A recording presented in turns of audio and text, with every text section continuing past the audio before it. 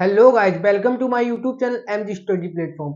आज की क्लास में हम त्रिभुज यानी कि ट्रायंगल, ठीक है, त्रिभुजों का विस्तार पूर्वक अध्ययन करने वाले हैं। जानने वाले हैं कि त्रिभुज होता क्या है और त्रिभुज कितने प्रकार के होते हैं, ठीक है। नहीं तो बिना कुछ देरी किए चलते हैं कि त्रिभुज की ओर, ठीक है। जान लेते हैं कि त्रिभुज होता क्या है, ठीक है।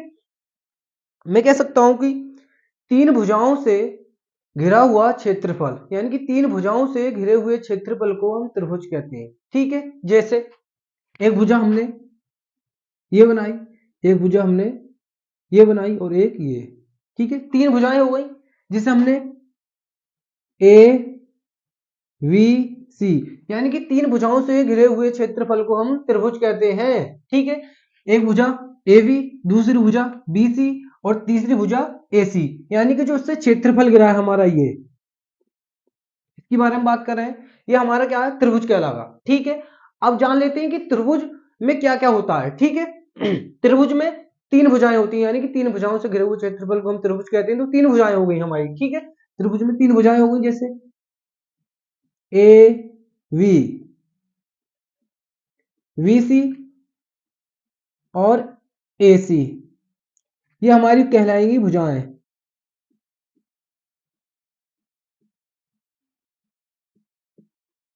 ठीक है। अब उसके बाद ये दिखाई दे रहे हैं, ये शीर्ष कहलाएंगे हमारे, ठीक है। जो कोने होते हैं हमारे वो शीर्ष कहलाते हैं, ठीक है। मैथमेटिक्स की जो लैंग्वेज है, ठीक है, उसमें हम क्या है, कोनों को शीर्ष कहेंगे, ठीक है। तो हमारे शीर्ष तीन शीर्ष हो जाएंगे इसमें, ए वी और सी, ठीक है। ये हमारे शीर्ष कहलाएंगे। अब एंगल की बात करेंगे, यानी कि कोण। तीन कोण होंगे हमारे उसमें, यानी कि एक ये ए, एक वी और एक सी, ये हमारे कहलाएंगे कोण, यानी कि एंगल ए, एंगल वी और एंगल सी, ठीक है। ये कहलाएंगे हमारे कोण, ठीक है।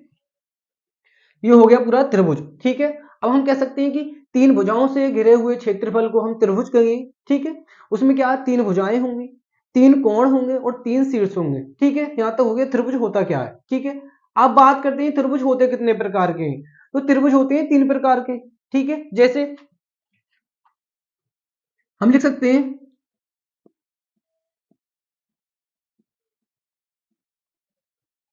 त्रिभुज तीन प्रकार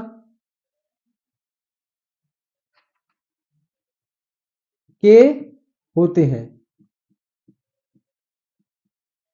ठीक है। त्रिभुज तीन प्रकार के होते हैं। नंबर एक,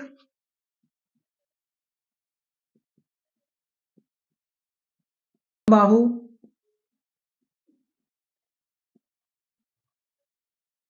त्रिभुज, ठीक है। नंबर दो,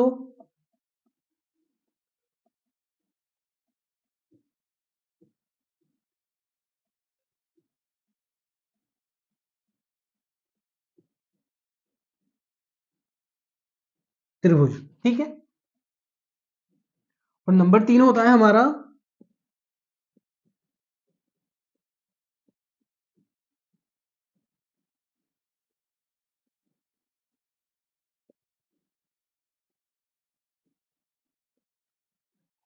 विषमबाहु त्रिभुज, ठीक है। त्रिभुज तीन प्रकार के होते हैं, समबाहु त्रिभुज, समद्विबाहु त्रिभुज और विषमबाहु त्रिभुज, ठीक है। अब क्या है, प्रत्येक त्रिभुज के बारे में हम क्या है, विस्तार पूर्वक अध्ययन करेंगे, ठीक है, एक एक करके, ठीक है। जैसे कि समबाहु त्रिभुज के बारे में, विषमबाहु त्रिभुज के बारे में और समद्विबाहु त्रिभुज के बारे में, ठीक है। इसके बारे में हम क्या विस्तार पूर्वक अध्ययन करने वाले हैं, ठीक है। इनकी डेफिनेशन भी हम लिखने वाले हैं, ठीक है। तो यहां तक क्या है, यहां तक क्लियर। अब चलते हैं आगे, ठीक है। तो बोर्ड है हमारा छोटा, तीनों त्रिभुज आ नहीं पाएंगे, इसलिए इसे क्या है, मिटा देते हैं और तीनों त्रिभुजों की हम क्या है, फिर डेफिनेशन लिखने वाले हैं, ठीक है।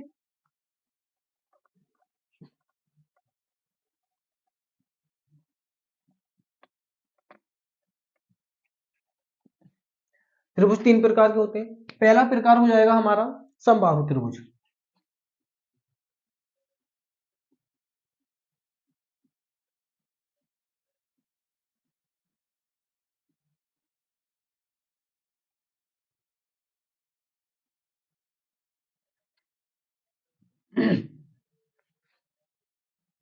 समबाहु त्रिभुज के बारे में जान लेते हैं अब।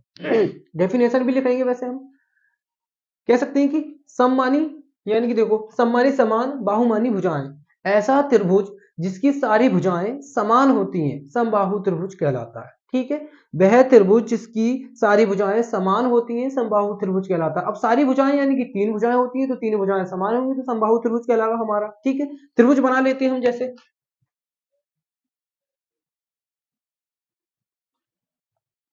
ये त्रिभुज है हमारा ए वी और सी। ठीक है, यानी कि तीनों भुजाएं क्या है, बराबर है, यानी कि तीनों भुजाएं बराबर है। ठीक है, तो ये क्या है हमारा समबाहु त्रिभुज है। ठीक है, तो हम डेफिनेशन के रूप में लिख सकते हैं वह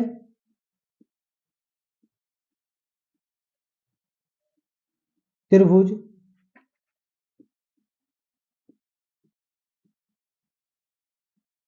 जिसकी सभी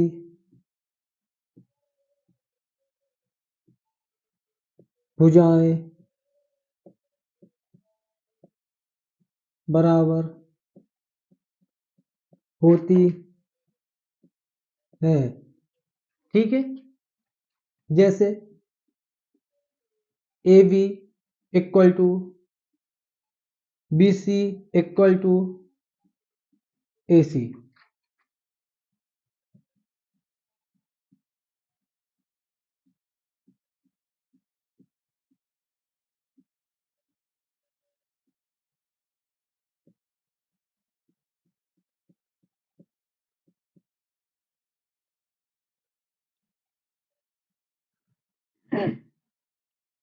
यानी कि वह त्रिभुज जिसकी सारी भुजाएं बराबर होती हैं, ठीक है, समबाहु त्रिभुज कहलाता है। ठीक है, देखो इसकी सारी भुजाएं बराबर है यानी कि ए बी बराबर बी सी। ठीक है, और बी सी बराबर ए सी, यानी कि तीनों भुजाएं बराबर है तो समबाहु त्रिभुज कहलाएगा हमारा। ठीक है, अब बात करते हैं समद्विबाहु त्रिभुज की।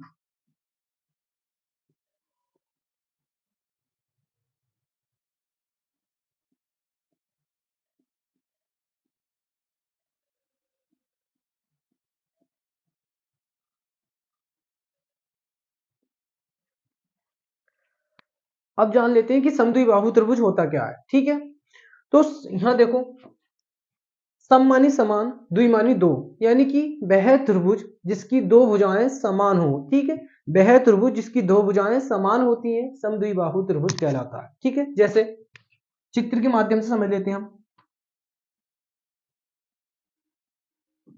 ठीक है, यानी कि ये दोनों भुजाएं बराबर है, इसे भी हम क्या भी इसे कह सकते हैं पी क्यू आर। ठीक है, यानी कि जो पी क्यू है हमारी वो बराबर है पी आर के। ठीक है, तो हम कह सकते हैं वह त्रिभुज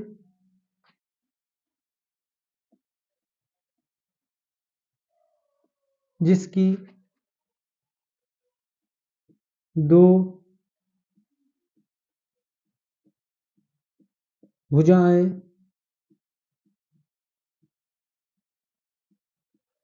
बराबर होती है। दो भुजाएं यानी कि P Q equal to P R. ठीक है, ठीक है,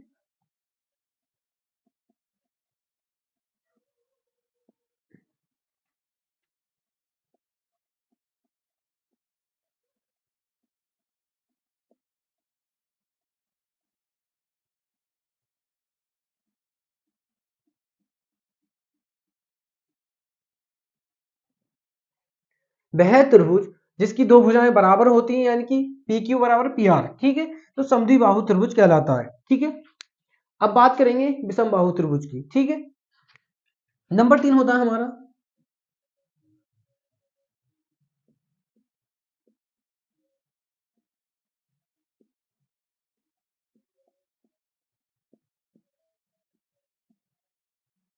विषम बाहु त्रिभुज। ठीक है, तो हम कह सकते हैं विषम बाहु त्रिभुज वह त्रिभुज होता है जिसकी क्या है, सभी भुजाएं असमान होती हैं। ठीक है, तो विषम बाहु त्रिभुज कहलाता है, यानी कि कोई भी भुजा उसकी बराबर नहीं होगी, तीनों भुजाएं क्या है, अलग अलग होंगी, तो वो विषम बाहु त्रिभुज कहलाएगा हमारा। जैसे डेफिनेशन के रूप में हम लिख सकते हैं, पहले चित्र के माध्यम से समझ लेते हैं।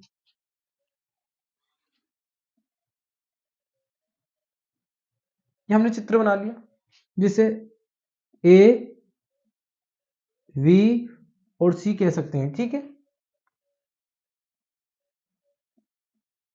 ए बी सी, ठीक है, ये चित्र है, तीनों भुजाएं क्या है, अलग अलग है इसमें। तो हम डेफिनेशन लिख सकते हैं इसकी, वह त्रिभुज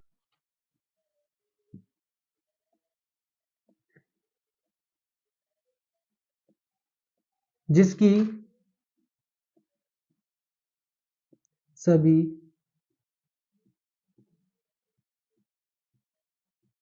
भुजाएं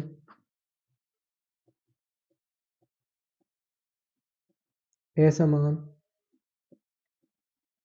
होती हैं। असमान यानी कि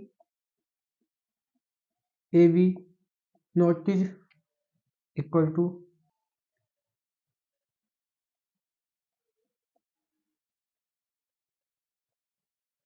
यानी कि A B not is equal to B C not is equal to A C, यानी कि तीनों भुजाएं क्या है, समान नहीं है हमारी इसमें। ठीक है, तो वो त्रिभुज क्या कहलाएगा हमारा, विषमबाहु।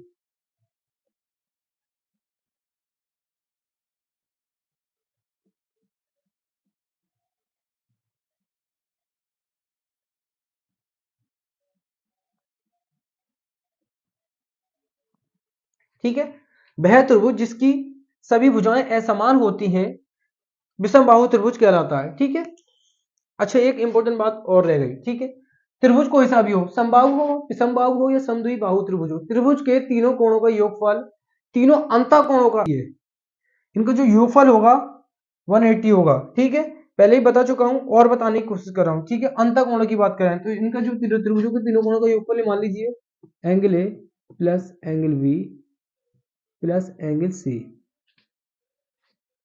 इक्वल टू 180 होगा। एक चीज और, समबाहु त्रिभुज का प्रत्येक एंगल यानी कि प्रत्येक कोण 60 डिग्री का होता है। ठीक है, बस इतनी। अब बात करते हैं हम, हमने क्या क्या पढ़ लिया, ठीक है, उसको रिवाइज कर लेते हैं। ठीक है, सबसे पहले त्रिभुज होता क्या है। ठीक है, तीन भुजाओं से घिरे हुए क्षेत्रफल को हम त्रिभुज कहते हैं। ठीक है, उसमें तीन शीर्ष होते हैं, तीन एंगल होते हैं और तीन भुजाएं होती हैं। ठीक है, त्रिभुज हो गया। अब बात करते हैं त्रिभुज होते कितने प्रकार के, तो त्रिभुज होते हैं तीन प्रकार के।